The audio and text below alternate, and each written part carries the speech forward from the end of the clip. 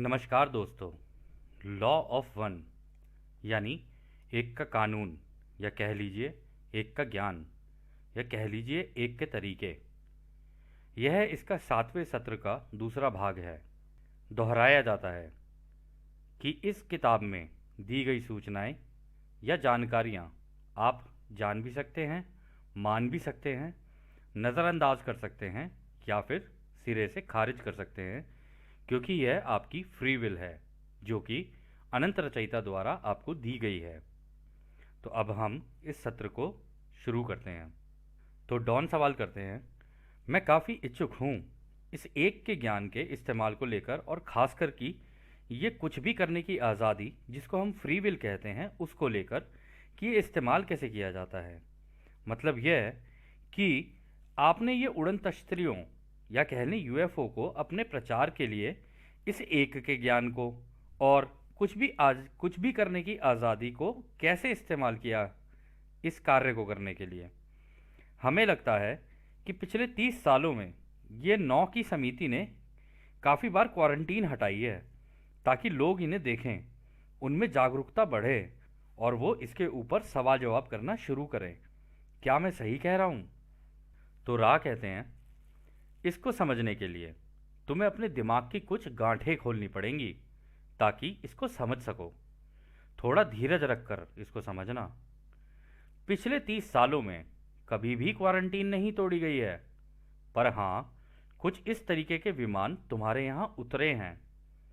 इसमें से तो कुछ तुम्हारे ही लोगों के बनाए हुए हैं, और कुछ एक समूह है जिसको ओरायन बोलते हैं। तो दोस्तों, ये जो ओरायन है ना, हमने एक बचपन में एक फिल्म देखी थी, उसमें एक एक पार्ट था जहाँ पे वो ये बोलता है, ये तेजा तेजा क्या है, ये तेजा तेजा। और उधर से वो बोलता है, मार्क इधर है, तेजा मैं हूँ तेजा। तो बस इसे पूरी कहानी का तेजा, रावण, दज्जाल, लूसीफर, आप इसे जिस नाम से बोलना चाहो बोल लेना, ये है। और फिर वो कहते हैं, दूसरा ये कि अनुमति तो मिली थी, परंतु क्वारंटीन तोड़ने की नहीं, बल्कि तुम्हारे यहाँ आकर सोच के आकार के प्रदर्शन से उनको बताना जिनके पास आंखें हैं देखने के लिए और दिमाग है उसको समझने के लिए। तो दोस्तों, यहाँ पे ये क्रॉप सर्कल्स की बात कर रहे हैं, जो जगह जगह क्रॉप सर्कल्स बने ना पूरे वर्ल्ड में, उसके बारे में बता रहे हैं कि वो हमारे बनाए हुए थे। तो आगे वो कहते हैं, और तीसरा ये कि हाँ, तुम ठीक कह रहे हो कि अनुमति मिली थी, परंतु जब तुम्हारे यहाँ पहला परमाणु बम बनाया गया था ना, इस अनुमति का इस्तेमाल हमने तुम्हारे लोगों पर नज़र रखने के लिए किया था, कुछ इस तरीके से कि वो रहस्यमय लगने लगे। अगर इसको तुम हमारा अपना प्रचार करना कहते हो तो हाँ, ये ठीक है। तो दोस्तों, जब पहला परमाणु बम फटा तो सारे ब्रह्मांड में सबको पता चल गया कि बच्चों के हाथ में लग गई है माचिस की तिल्ली और बैठे हैं सिलेंडर पे। और जैसे ही ये हुआ, सारे ब्रह्मांड के जितने महासंघ थे ना, क्योंकि टेलीपैथी से कनेक्टेड है, सबको पता चल गया कि हाँ, इस ग्रह पे हुआ है कुछ कर्मकांड। तो यहाँ वो ये बताने की बात कर रहे हैं। तो फिर वो कहते हैं, इस रहस्यमय प्रचार से हम तुम्हारे लोगों को ये बताना चाहते थे कि ब्रह्मांड में अनंत संभावनाएं हैं। जब तुम्हारे लोगों को अनंतता समझ में आएगी, तब ही उनके लिए पूरे एक के ज्ञान का द्वार खोला जाएगा। जब वह जान लेंगे कि सब एक है, तब ही ये उनके लिए किया जाएगा। तो अगला सवाल डॉन करते हैं, आपने बताया कि हमारी धरती पर आए कुछ अंतरिक्ष विमान ओरियन समूह के थे। क्या इनके उद्देश्य या संपर्क के बारे में थोड़ा बताएंगे? तो राह कहते हैं, एक व्यक्ति की सोच का उदाहरण लेकर चलना, जिसकी सोच को तुम अच्छी या बुरी अपने हिसाब से समझ लेना। इसका नाम था एडोल्फ हिटलर। इसकी सोच को तुम एलीट या अपने आप को सर्वोत्तम मानना कह सकते हो, और अपने जैसी सोच के व्यक्तियों को अपने साथ मिलाना था और फिर अलग अलग तरीकों से जिनको वो अपने से नीचे समझता था उनको गुलाम बनाना था।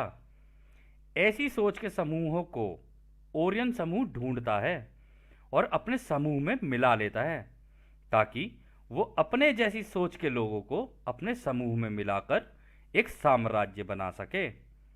कहने का मतलब है कि रावण धीरे धीरे ढूंढ रहा था कि किस किस को अपने साम्राज्य में लेकर आऊं और सीता हरण कर लूं। फिर वो आगे कहते हैं, परंतु इसको करने पर उनको एक मुश्किल का सामना करना पड़ता है जो अपने आप में एक ऊर्जा है जिसको विभाजन कहते हैं। ये उनकी कमजोरी है क्योंकि उनके आपस में ही प्रेम नहीं होता और वो आपस में ही एक दूसरे पर विश्वास नहीं करते हैं। दोस्तों, ये जो ओराइन समूह होता है ना, अगर आप वैसे मान के चलो, वैसे ही अपना सोच के चलते हैं, एक बार को हमने रामायण देखी है, हमने महाभारत भी देखी है, हमने कई चीज़ें देखी। दुर्योधन का भी एग्जाम्पल ले लो, रावण का भी ले लो। क्या रावण के ग्रुप में रावण से ऊपर कोई जा सकता था? कोई नहीं जा सकता था। उससे ऊपर अगर कोई जाने की कोशिश करेगा तो उसको वहीं मार देता था वो। सेम दिक्कत दुर्योधन के साथ भी थी कि कुछ भी हो अपने से ऊपर नहीं आने दूंगा, रखूंगा सबको अपने नीचे ही, कुछ भी हो जाए, और अपनी सोच के जैसे लोगों को अपने साथ रखूंगा। परंतु आगे चल के आपको ये पता चलेगा कि इस समूह में भी आगे बढ़ने के लिए ना निरंतर आपस में एक दूसरे की काटापीटी चलती रहती है कि इसको दबा, इसको दबा, आपस में लड़, ये कर, वो कर, ऐसे करके साम दाम दंड भेद सारी नीतियों का इस्तेमाल करते हैं ताकि ऊपर रहा जाए टॉप पे किसी भी तरीके से। तो खैर, आगे डॉन बोलते हैं, ये ओराइन समूह कौन सी घनत्वता का है? तो रा कहते हैं, जैसे कि हमारे महासंघ में अलग अलग घनत्वता के लोग हैं उसी तरह वहां भी हैं। इनमें से कुछ तुम्हारी जैसी तीसरी घनत्वता के हैं, तो मतलब तीसरी घनत्वता के भी मिले हुए हैं ओराइन से। काफी ज्यादा चौथी घनत्वता के हैं, उतने ही ज्यादा पांचवी घनत्वता के हैं, मतलब जितने चौथी में हुए उतनी पांचवी घनत्वता के उसके उसकी साम्राज्य में हैं, और बहुत ही कम छठी घनत्वता के हैं। दोस्तों, इसका एक कारण है कि छठी घनत्वता में कम क्यों है, वो आपको आगे पता चलेगा। ये किसी भी वक्त और जगह पूरे ब्रह्मांड में 10% ही हो पाते, चाहे कितनी भी कोशिश कर लें, क्योंकि इनके इतने आत्मिक और अपने बनाए हुए विरोधाभास होते हैं कि ये हर समय लड़ाई की ही सोचते हैं और आपस में ही एक दूसरे को मार देते हैं। मतलब ये है कि साम्राज्य जीतना है, साम्राज्य जीतना है, पर इसका दावेदार बनेगा कौन, दावेदार बनेगा कौन? तो आपस में चलता ही रहता है इनका मलखंभ। ऐसा नहीं है कि ये मतलब सब एक साथ मिलके काम करेंगे, लेकिन उसमें ये होगा कि लीडर कौन बनेगा। आपस में हमेशा यही लगा रहता है कि मैं ऊपर, मैं ऊपर, मैं ऊपर, मैं ऊपर। और इसके कई उदाहरण आपने देखे होंगे आपको तो दिखते ही रहते होंगे अगर टीवी देखते होंगे तो। आगे रा कहते हैं, उनकी शक्तियां और हमारी शक्तियां बराबर हैं क्योंकि एक का ज्ञान रोशनी और अंधेरा दोनों के लिए है। अच्छा दोस्तों, ये बात भी बिल्कुल सही है। हम लोगों ने रामायण देखी है, क्या रावण के पास कम थी पावर्स? क्या राम के पास कम पावर्स थी? राम भी जानते थे माया का खेल और रावण भी जानता था माया का खेल, पर दोनों के माया के खेल में एक चीज थी, और अगर वो चीज आपको समझ में आ गई ना इस किताब के अंदर, तो आप समझ जाना राम और रावण में क्या डिफरेंस था ना, और वो कौन सा ज्ञान था जिसकी वजह से राम राम क्यों हुए और रावण रावण क्यों हुआ, वो सब समझ में आ जाएगा आपको। खैर, आगे चलते हैं। फिर चाहे उसका इस्तेमाल दूसरों की सेवा के लिए हो या केवल अपनी सेवा के लिए हो, हालांकि दूसरों की सेवा के परिणाम अपनी सेवा के लिए भी हो जाते हैं। इसलिए इन अभ्यासों को करके और प्रेम और मित्रता बढ़ जाती है और रचयिता की बुद्धिमानी की तरफ और तेजी से बढ़ा जाता है। तो मतलब देखो दोस्तों, ये यहाँ पे कह रहे हैं ना कि दूसरों की सेवा के परिणाम ये होते हैं कि तुम्हारी सेवा अपने आप ही हो जाती है, खुद ही हो जाती है। या वैसे भी सोचने वाली बात है कि अगर आप किसी की मदद कर रहे हो तो जब कभी किसी टाइम पे आप मुश्किल में आओगे तो यार वो भी मदद ही कर ही देगा। अब मान लो किसी के पास कुछ ना रहे तो, और आप मान लो एक के ज्ञानी बन गए, आपको समझ में आ गया वो अनंत रचयिता क्या है। अगर कल को किसी के पास कुछ भी ना रहे ना, तो थोड़ा थोड़ा करके सारे एक की मदद कर देंगे। ये हो जाता है, क्योंकि दिल से ही इच्छा ऐसे निकलती है कि मुझे सेवा करनी है, वो सेवा भाव रहता है। इसलिए दूसरों की सेवा का रास्ता ना, उसमें तेजी से आगे बढ़ा जा सकता है रचयिता की तरफ, यानी उसकी अनंत बुद्धिमानिता की तरफ, कि वो है क्या। खैर आगे चलते हैं। तो फिर रा बोलते हैं, जो लोग अपनी सेवा के रास्ते पर चलकर अनंत बुद्धिमानिता की खोज करते हैं, वो भी उतनी ही शक्तियां प्राप्त करते हैं। परंतु जैसा हमने कहा था, क्योंकि विभाजन ही इनका रास्ता होता है और दूसरों पर राज करने की इच्छा की ऊर्जा निरंतर रहती है, इसलिए इन्हें काफी मुश्किलें आती हैं, क्योंकि इससे एक दूसरे की कमजोरियों का इस्तेमाल करने की वजह से आपस में प्रेम नहीं होता है और निरंतर लड़ाइयाँ आपस में ही चलती रहती हैं, और समूह बड़ा हो भी जाए तो निरंतर टूटता ही चला जाता है। तो दोस्तों, ये तो अब आप अपनी बुद्धि का ही इस्तेमाल कर लेना कि दूसरों की कमजोरियों का इस्तेमाल कर करके खुद को टॉप पे कैसे रखा जाता है, और अंदर भी निरंतर वो विरोधाभास चलते ही रहते हैं कि तू तू ऐसा और तू ऐसा, इसने ये किया उसने वो किया, हैं सारे एक ही, लेकिन इसने ये कर दिया उसने वो कर दिया, और यहाँ पे सारे लगे पड़े भाई ये सही है कि वो सही है, ये सही है कि वो सही है। हो जाता है बड़े बड़े ग्रहों पे ऐसी छोटी छोटी बातें होती रहती हैं सतरीठा। तो खैर फिर आगे वो कहते हैं, ये ध्यान से सोचने और समझने की ज़रूरत है कि एक का ज्ञान सभी के लिए बराबर है, और जिसको जो रास्ता अच्छा लगता है उसे चुन सकता है, फिर वो चाहे दूसरों की सेवा का हो या केवल अपनी सेवा का हो। उसके बाद इस एक के ज्ञान को किसी भी माया जाल में अपने चुने हुए रास्ते के अनुसार इस्तेमाल किया जा सकता है। अपनी किसी भी दिशा की ओर प्रगति की जा सकती है, क्योंकि कुछ भी करने की आज़ादी भी इसी ज्ञान का एक बड़ा हिस्सा है। अच्छा दोस्तों, इसके अंदर एक चीज़ बड़ी सही बताई इन्होंने, इन्होंने कहा कि किसी भी मायाजाल में इस्तेमाल किया जा सकता है इसका, चाहे वो तीसरी घनत्वता का हो, चौथी का हो, पांचवी का हो, छठी का हो, आगे का हो, कभी का भी हो। एक के ज्ञान का इस्तेमाल कहीं पर भी हो सकता है, पर कैसे करना है, क्या तरीके हैं, वो तो एक ज्ञान जब पूरा समझ में आ जाता है ना, तभी पता चल सकता है। तो खैर आगे चलते हैं। तो वो कहते हैं, इसलिए हर प्राणी सीखता है, वो चाहे किसी भी दिशा में चाहे सीख ले। सब एक ही ज्ञान के अनुसार सीखते हैं, कुछ तेजी से और कुछ धीरे धीरे। और दोस्तों, ये धीरे धीरे और तेजी ना, इसके ऊपर है निर्भर कि कौन इस एक के ज्ञान का इस्तेमाल कैसे करता है। बस यही है भेद दोनों में।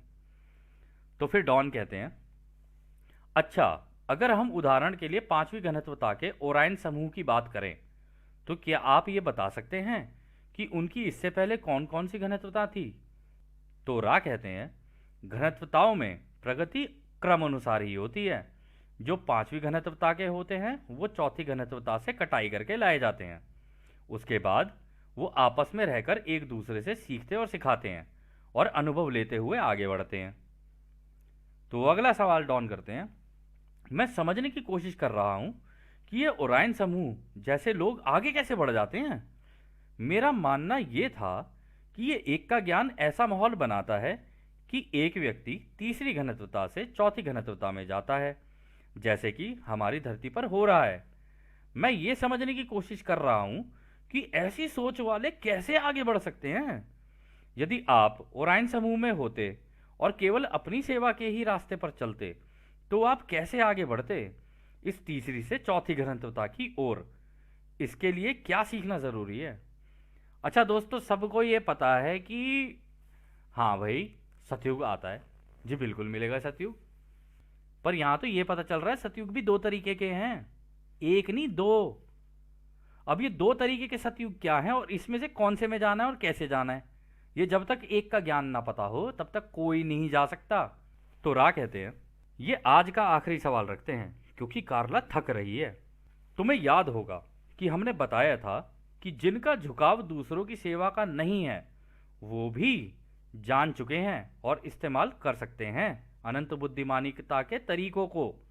यानी चाहे वो तेजा हो या कोई और, अगर उसको इसका इस्तेमाल करना आ गया तो वो इसका इस्तेमाल करके किसी भी दिशा में जा सकता है। फिर वो आगे कहते हैं, यह सभी घनत्वताओं पर लागू होता है, परंतु हमें अपने से ऊपर की घनत्वताओं का ज्ञान नहीं है, क्योंकि अभी हम छठी घनत्वता के अनुभव और ज्ञान ले रहे हैं। दोस्तों, छठी घनत्वता भी बहुत बड़ी चीज़ होती है। ये कोई ऐसा नहीं है कि इतनी आसानी से मिल जाती किसी को, बड़े अनुभव लेने पड़ते हैं इसके लिए भी। तो वो कह रहे हैं कि यहाँ पर छठी घनत्वता में हैं हम, तो छठी घनत्वता के ऐसे हैं तो पता नहीं इसके आगे के क्या होंगे। छोड़ो उसको, छोड़ो, चौथी घनत्वता के ऐसे हैं कि पूछो ही मत। तो खैर आगे की बात करते हैं। आगे रा कहते हैं, कटाई इसलिए होती है ताकि एक प्राणी रचयिता के प्रेम, रोशनी के अनुभव जिस घनत्वता के लायक हो वो वहां का होगा और वहां जा सके। जिनको ये लगता है कि प्रेम और रोशनी किसी काम की नहीं है, उनको भी ये अधिकार है कि वो इस प्रेम रोशनी का कैसे भी इस्तेमाल कर सकें, क्योंकि रचयिता ने कुछ भी करने की आज़ादी लगा रखी है। ऐसे भी पढ़ाई के तरीके हैं जिनका इस्तेमाल करके विभाजन के रास्ते पर चलकर उस द्वार तक पहुंचा जा सकता है जहां जाकर ये शक्तियां प्राप्त की जाती हैं। वो पढ़ाई भी उतनी ही मुश्किल है जितनी कि हम तुम्हें बताई है, परंतु ऐसे भी लोग हैं जो पूरी शिद्दत और ईमानदारी से उस पढ़ाई को करते हैं और उसका इस्तेमाल भी करते हैं, जैसे कि तुम ये पढ़ाई करके इसका इस्तेमाल दूसरों की सेवा के लिए करना चाहते हो। तो दोस्तों, यहाँ पर यह है कि इसी एक के ज्ञान का एक उल्टा वर्जन भी है, उल्टा कह लो या इसका एक दूसरा वर्जन भी है। एक तो ये जो आप सीख रहे हो, जो कि अनंत रचयिता के महासंघ से होते हुए आ रही है आपके पास, लेकिन इसका एक दूसरा हिस्सा भी है। वो जब आप इस ज्ञान को सीख लोगे ना, तब आपको समझ में आएगा कि वो ज्ञान कैसे काम करता है। दोनों चीज़ें सीखोगे आप इसके अंदर, एक नहीं दोनों। ये जानना बहुत ज़रूरी है कि राम के पास कौन सी शक्तियां थी और रावण के पास कौन सी शक्तियां हैं। खैर आगे चलते हैं। तो वो कहते हैं, सच तो ये है कि जो अपनी सेवा के रास्ते पर चलते हैं, एक के ज्ञान के मुताबिक उनको भी ऐसे ही देखा जाता है जैसे कि दूसरों की सेवा के रास्ते पर चलने वाले होते हैं। क्या सब एक नहीं है? अपने आप की सेवा करना और दूसरों की सेवा करना एक ही बात के दो मतलब हैं, अगर तुम एक का कानून या ज्ञान के अंदर से समझो तो कहने का मतलब है अपनी सेवा करके भी दूसरों की सेवा की जा सकती है, परंतु उसमें हमेशा लिमिट लगेगी। आप अगर इसको गहराई से समझोगे ना, उसमें लिमिट लगेगी। यदि हम आपको दे दें 500 रुपये और आपकी जो ज़रूरत है वो केवल 200 रुपये की है, 300 तो दे दोगे, लेकिन 200 की लिमिट तब भी लगी हुई है आपकी। इसमें लिमिट है कि अपने लिए अपने लिए अपने लिए करोगे, कितना कर लोगे अपने लिए, करे ही चले जा रहे हो, करे ही चले जा रहे हो, करे ही चले जा रहे हो, लेकिन एक लेवल पे जाके लिमिट आएगी आएगी, चाहे कुछ भी हो जाए। और दूसरों का कर भी सकते हो उससे तुम, परंतु जब दूसरों की सेवा के रास्ते पे चलते हो ना, तो आप लोग कमाते हो। अब जब आप लोग कमा रहे हो ना, तो आपकी मदद ये नहीं तो वो नहीं तो वो कर ही देता है, क्योंकि उसमें भी यही होता है कि मांगोगे तो मिलेगा। अभी आगे जाके आपको पता चलेगा कि अनंत रचयिता के बाकी ज्ञान क्या हैं। तो इस सत्र को हम यहीं समाप्त करते हैं दोस्तों, और आपको जाते जाते उस अनंत रचयिता के प्रेम, उसकी रोशनी, उसकी शक्ति और उसकी शांति, उसमें छोड़कर चलते हैं। आदने हमारे दोस्तों, आदने वासु। धन्यवाद।